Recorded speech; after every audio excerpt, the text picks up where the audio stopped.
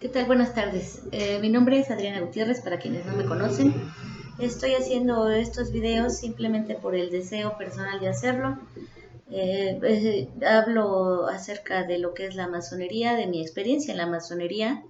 No hablo ni soy la voz de ningún grupo, de ninguna jurisdicción ni de nadie más. Hablo simplemente a título personal por la experiencia que yo tuve o tengo en el estudio sobre este tema y pues por la información que yo he logrado acumular a través de todos los años. No tengo la verdad absoluta, simplemente tengo pues una manera de compartir y de exponer aquello que a mi entender pues he logrado acumular en todo este tiempo. Hoy el tema del que quiero hablar es un tema en específico que he escuchado en la masonería cuando mencionan que es ecléptica.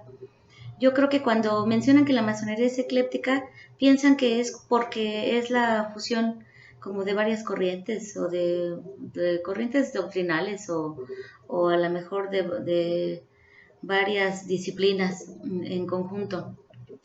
Y pues yo quiero dar nada más o exponer mi particular punto de vista acerca de lo que es la masonería en su definición de ecléptica.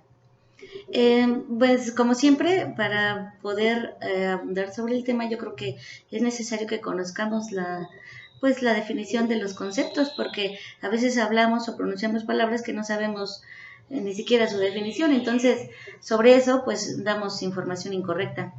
Entonces vamos a comenzar diciendo que la palabra ecléptico se define desde el punto de vista etimológico como aquel que elige. Si partimos de esta premisa, aquel que elige nos habla de que es una tendencia o es una actitud que implica tomar como una posición intermedia entre diferentes ideas o diferentes doctrinas o diferentes posturas. La definición de ecléctico dice también que es una parte que puede combinar diferentes estilos o diferentes elementos. Ahora, esta es, desde el punto de vista filosófico, hablando, porque la masonería pues es el estudio de la filosofía moral y la práctica de sus virtudes, desde el terreno de la filosofía, la palabra ecléptico o su ejercicio surge en la antigua Grecia. En esta antigua Grecia existen pues ciertos pensadores que se denominan eclépticos porque lo que hacen ellos no es establecerse o no es trabajar sobre un paradigma o un modelo en específico. Ellos lo que hacen es que recopilan muchas teorías, muchas filosofías, muchas ideas, muchos pensamientos, y lo que hacen es comprender y reflexionar sobre un tema en específico.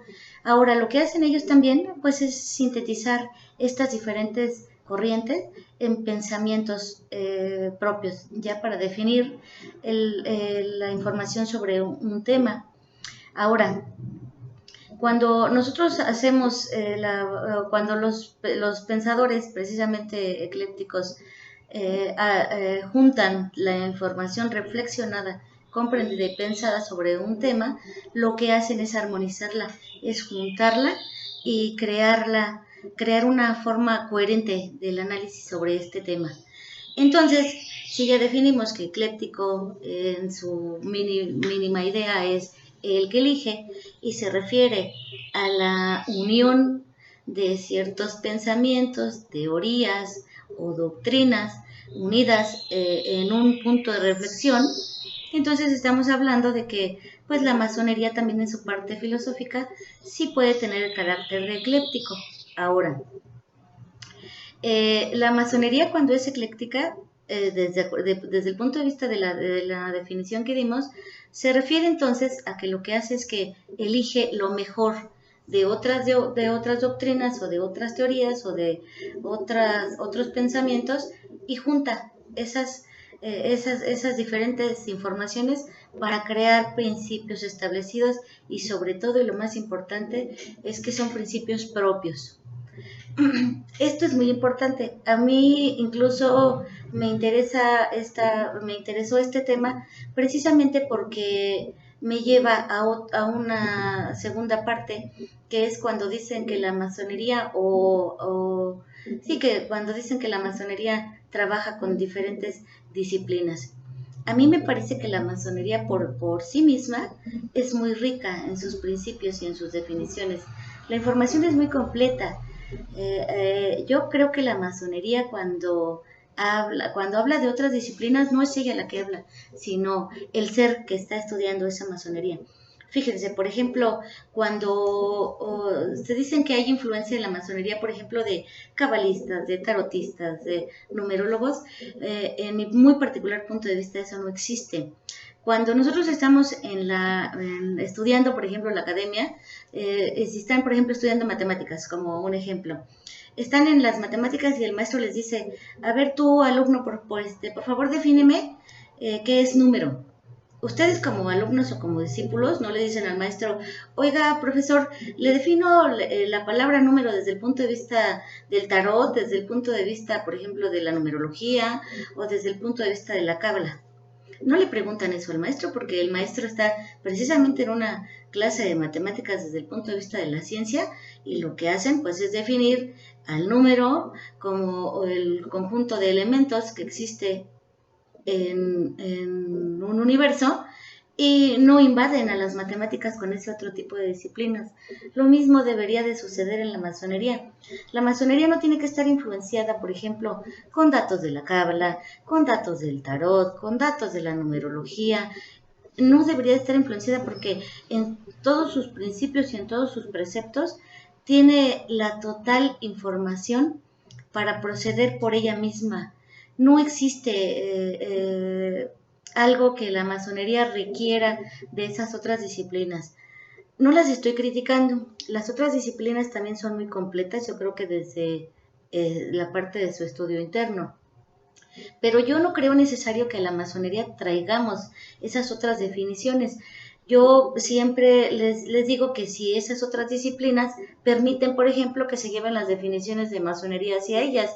Yo me imagino que si estoy estudiando, por ejemplo, tarot y estoy, no sé, hablando sobre el número 9, no creo que yo tenga que meter la definición del número 9 o el estudio que yo hago del número 9 dentro de la masonería para definir a la carta del tarot número 9. Yo creo que son cosas completamente diferentes. El ingresar otras disciplinas a la masonería no está bien porque lo que hacemos es confundir las ideas y los principios. Cuando confundimos las ideas generales, por eso es que también luego cuando estamos en el estudio y empezamos a definir cosas que no sabemos o que incluso son básicas en su concepto, lo que hacemos pues es traer información de otros sistemas o de otras disciplinas y nos inventamos aquello que ya está fuera de la definición original. Me parece que esta situación que estoy manifestando es porque también no leemos más allá de lo que debemos de leer. Hay muchas veces se presentan los hermanos aquellos o las hermanas aquellas que dicen es que no puedes leer esta literatura porque no es de tu grado, porque no te corresponde, porque no la vas a entender. Yo creo que ahí debemos hacer un ejercicio muy exhaustivo de reflexión. Es decir, yo no me imagino que a mí alguien me pueda venir a decir o a traer un libro y que me diga no puedes leer este libro. Como con base en qué van a definir lo que yo debo o no debo de leer. Yo creo que la persona que ya lo leyó, a lo mejor lo que podría decir es que, pues no sé, hay algunos conceptos que se manejan en los diferentes grados de estudios de la masonería, pero prohibir la lectura, yo creo que es bastante complicado. Ya no tanto el que la prohíbe, sino el que acepta, no leer esa parte. Yo no voy con esa corriente de que no leas lo que no te corresponde. Yo creo que lo pueden leer lo que se les pegue su gana, porque es como cuando entran a una biblioteca. ¿A poco en una biblioteca les dicen, este sector lo puedes leer y este sector no lo puedes leer? Pues yo creo que cada quien puede leer lo que quiera y dependerá de la cantidad de información que tenga uno en la cabeza para crear un juicio sobre lo que se está leyendo. Yo creo que se puede leer lo que sea, lo que sea. Lo único que no va a suceder es que a lo mejor lo que se haya leído, si no se corresponde al grado, puede no ser comprendido. Les voy a explicar por qué desde mi punto de vista. Todos los grados de la masonería tienen como cronología, tienen consecución. Entonces, si yo, por ejemplo, estoy estudiando a lo mejor el tercer grado de pues de maestro, y resulta que ya llegó al grado 30 y no leí, o sea, yo brinqué, a lo mejor me vendieron mi grado, ¿no? Por así decirlo, mi grado 30, pero no leí la parte intermedia entre la literatura que debo estudiar desde el tercer grado hasta el grado 30, entonces me perdí de toda esta información. Pero si yo comienzo a leer información que hay en el grado 30, pues entonces no voy a poder relacionar lo que hay abajo. Esto se pierde. En la masonería, todas las fuentes de estudio tienen cronología. Y quien no entiende la anterior es muy seguro que no entienda la que está estudiando en su grado. Entonces sí es importante que se lleve precisamente esta consecución de grados y que se lea lo que se deba de leer en el grado. A lo mejor yo estoy en el grado de maestra y estoy teniendo fuentes de literatura, ¿no? Del grado 33. Bueno, seguramente voy a recibir la información y voy a lo mejor asimilar algo, ¿no? O a ver algo que pueda, no sé, que pueda yo relacionar con la información que ya tengo vertida hasta ese momento, pero no significa que yo comprenda lo que es el secreto que tenemos que develar. Secreto, pues hablamos del misterio, pero de ese misterio interno, de ese misterio interior que nosotros debemos develar por cuenta propia. Entonces, mucho ojo con esta situación. Cada quien actúa como quiere. Si yo me dejo llevar por la voz de otro que me prohíbe la literatura que está al alcance de todos y hasta las fuentes de internet, por ejemplo, y ni siquiera me dice qué es lo que debo entender o no, pues entonces ya no soy un hombre libre de pensar, ni una mujer libre de pensar, porque me estoy dejando llevar por la voz de otro que además me está prohibiendo algo que no me puede prohibir. Si yo estoy obedeciendo la orden de alguien que me está prohibiendo algo, entonces, ojo, porque no soy un hombre libre, ni soy una mujer libre. Entonces, aquel maestro también que tiende a prohibir la lectura o la literatura posterior, pues también habría que fundamentar muy bien esa prohibición, porque si la única respuesta es porque no es de tu grado, bueno, pues entonces significa que a lo mejor ese maestro no tiene la respuesta análoga a porque no es de tu grado, pero esa respuesta está bastante corta de pensamiento.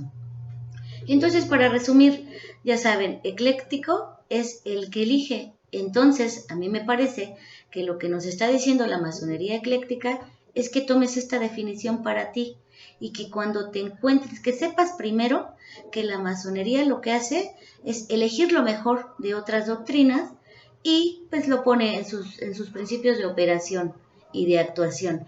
Y después tú como maestro operativo o especulativo, tienes que convertirte en ese ecléptico para que cuando encuentres corrientes contrarias, sepas mediar el asunto, sepas actuar como como la parte intermedia. Es decir, ser justo, no te vas a unir a un grupo solamente por intereses, debes ser justo, debes de pensar, debes ser ese ecléptico que te lleve a discernir, a estar en la postura media, aunque tengas preferencia, puedes tener una preferencia, pero cuando no tengas esa preferencia, entonces es ecléptico que te enseña a hacer la masonería para estar en el punto medio sin perjudicar a la derecha o a la izquierda. Muchas gracias. Este es un video cortito, espero haber definido algo, o también lo que me encantaría más es que generara una mayor duda y pues podamos platicar sobre aquello que digan, Adriana, no lo dijiste bien, Adriana, no te entendí, Adriana, no te explicaste. Todas esas situaciones a mí me ayudan porque a lo mejor estoy exponiendo algo con lo que ni siquiera sé hablar o no sé definir. Y cualquier crítica constructiva me va a servir para todo eso. Los saludo, los abrazo, muchas gracias. Nos veremos próximamente. Bye.